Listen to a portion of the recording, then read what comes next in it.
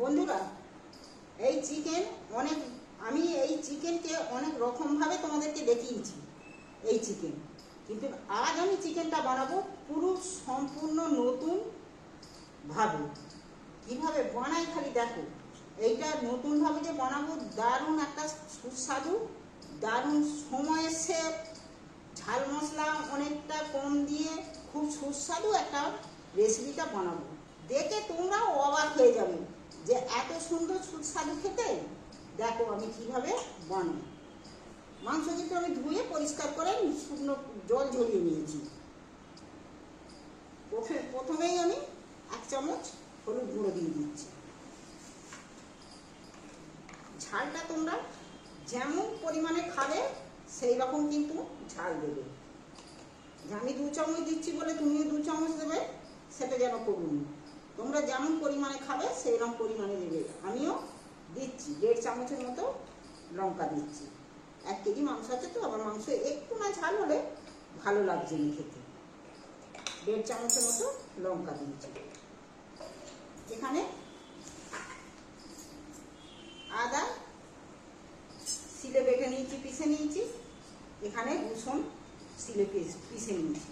50 গ্রাম আদা আছে, আর 50 গ্রামকে একটু কম রসুন আছে। আমি আদা রসুন দিয়ে দিচ্ছি। এখানে একটা টমেটো কেটে নিয়েছি, টমেটোটাও দিয়ে দিচ্ছি। এইবার আমি মাংসটা যতটা নুন লাগে পরিমাণ মতন, স্বাদ মতো নুন আমি এখানে দিয়ে দিচ্ছি। নুন দিয়ে দিন, তেলও দিয়ে দিচ্ছি। সর্ষের তেল আমি আর বাড়তি করে দিচ্ছি, এতেই দিয়ে দিচ্ছি। 100 গ্রামের মতো আমি তেল দিয়েছি এখানে।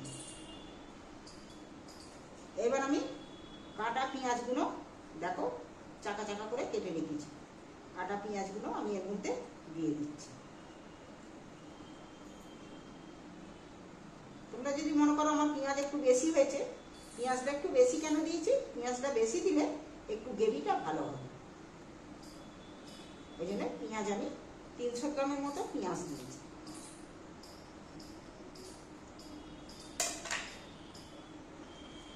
এইবার যে মশলাগুলো দিয়েছি আমি এখানে মাখিয়ে নিচ্ছি।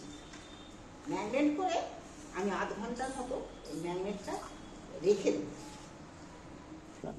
আমি চটপট মশলাটা মাখিয়ে নিচ্ছি, কিন্তু তোমরাও চটপট করে আমার চ্যানেলটা সাবস্ক্রাইবার করে দিও।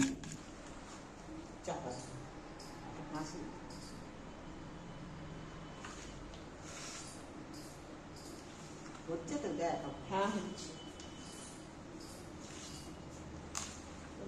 এই চটপটা নিয়ে নেবো,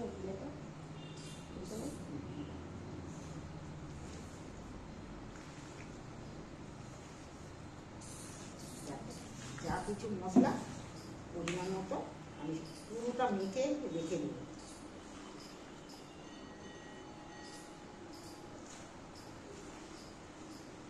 এইভাবে মাংসকে একবার বানিয়ে খেয়ে দেই। তোমাদের যদি না মুখে লেগে থাকে তোমরা চিন্তাই করতে হবে না বানিয়ে না খেলে। এই মাংসটা কম তেলও দেওয়া, কম ঝাল মশলাও কম। এই ঝাল মশলা তেল ছাড়া, তেল কম তেলে একবার বাড়িতে বানিয়ে খেয়ে দেখবে, দারুণ স্বাদের রেসিপি। তোমাদের বারবার এটা খেতে ইচ্ছে করবে যে না এই সহজ পদ্ধতিতেই আমরা রান্না করে খাবো।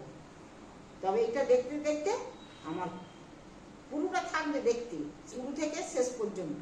আমার চ্যানেলটা শেয়ার করে দিও, আর সাবস্ক্রাইবার কমেন্ট করে দিও, ভুলবে না কিন্তু। আমি এটা চাপা দিয়ে কিছুক্ষণ রেখে দিচ্ছি। কিছুক্ষণ বলতে কি, আধ ঘন্টাটাকে রাখছি আমি। তবে বেশ নুন টুন দেওয়া আছে তো, তবে মজে উঠবে। গ্যাসটা জ্বেলে দিচ্ছি, আর গ্যাসে আমি কুকার বসিয়েছি। মাংসটা যে ম্যারিনেট করে রেখেছি, সেই ম্যারিনেট করা আমি একটু এতে ফোড়ন দিয়ে দেবো।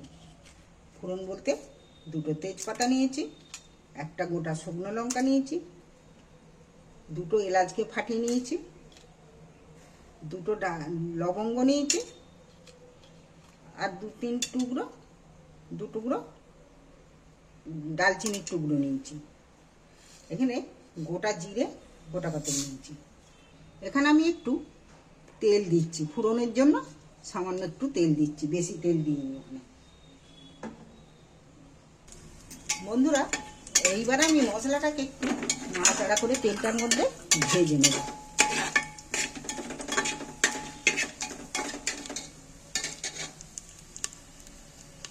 দেখো মশলাটা কিন্তু ভাজা হয়ে গেছে। মশলাটা ভাজার ফলে সেন্ট উঠেছে কিন্তু দারুণ। এইবার আমি যে আধ ঘন্টা মেখে চাপা দিয়ে রেখেছিলাম, সেই চাপাটা আমি এবার খুলে দেখছো কতটা নরম হয়ে গেছে। নুন দেওয়া আছে তো, পেঁয়াজ গুঁড়ার সব কত নরম হয়ে গেছে দেখছো। টমেটো নরম হয়ে গেছে, নুন মাখানা আছে, মশলা মাখানা আছে তো। এইবার আমি মশলা মাখানা মাংসটা তুলে দিচ্ছি তেলের মধ্যে, মশলা দিয়ে দিচ্ছি, পুরনের উপর তুলে দিচ্ছি। এইভাবে মাংস একবার করে অবশ্যই খেয়ে গেছে। এইভাবে খেতে কিন্তু ভুলবে না, না খেলে জানতেই পারবেন এই জিনিসটা কত টেস্টি, কত ভালো।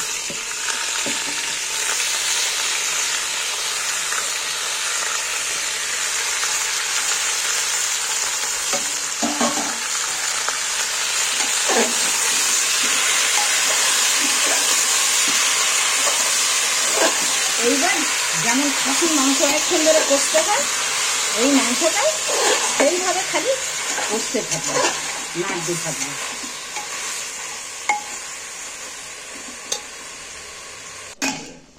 এই যে চাপা দিয়ে আর তুলে নাড়তে নাড়তে দেখছো কত এইভাবে নেড়ে নেড়ে কিছুক্ষণ ছাড়া ছাড়া নেড়ে নেড়ে মাংসটা কষিয়ে নিতে হবে।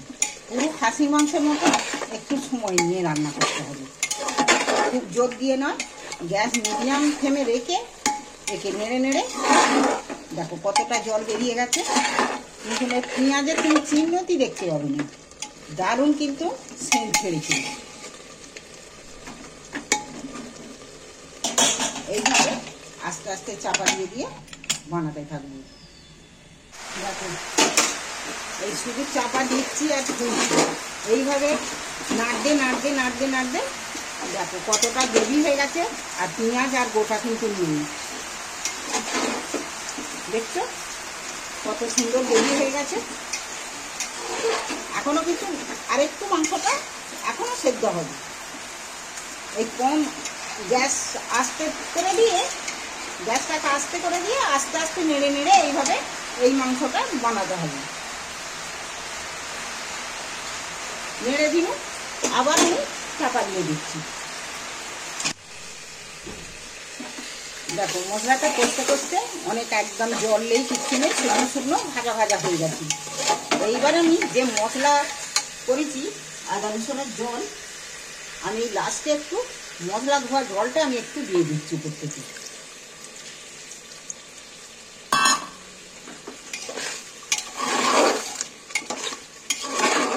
আর কিন্তু আমি জল দিচ্ছি না, এইটাকে ফুটিয়ে একটু গ্রেভি করে জুস গ্রেভি মতন একটু থাকবে।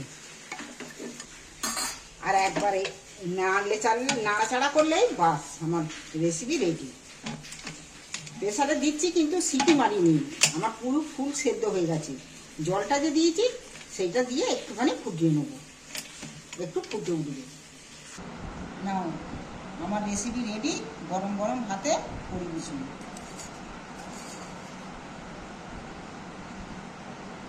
এই মাংস একবার খেলেই একদম মুখে লেগে থাকবে,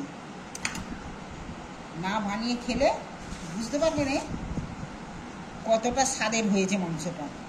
ভিডিওটা ভালো লাগলে চ্যানেলটা আমার অবশ্যই সাবস্ক্রাইব করে দিন।